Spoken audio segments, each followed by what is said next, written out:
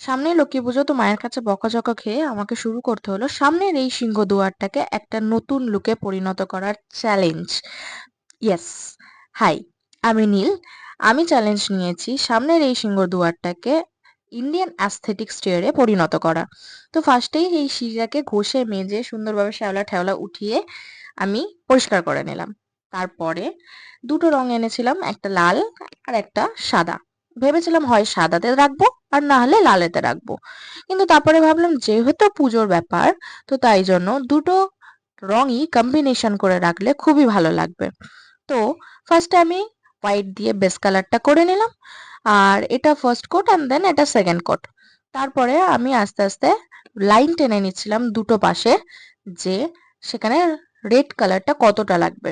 তো তারপরে এই যে লাইন টাইন টানা হয়ে যাওয়ার পরে কালারটা অ্যাপ্লাই করছিলাম, খুবই ধৈর্য ধরে লক্ষ্য করে অ্যাড করছিলাম, না হলে একটু যদি এদিক থেকে ওদিকে হয়ে যায় তাহলে সেই জিনিসটা খুবই বাজে লাগবে।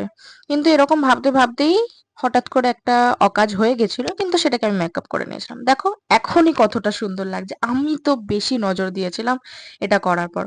আর এটা হলো সেকেন্ড সাইড।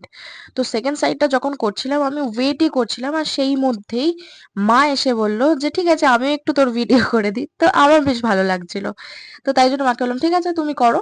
তারপরে এটা হলো এখনো পর্যন্ত ফাইনাল লুক। তোমাদের কেমন লাগছে তোমরা একটু জানিও কমেন্ট করে।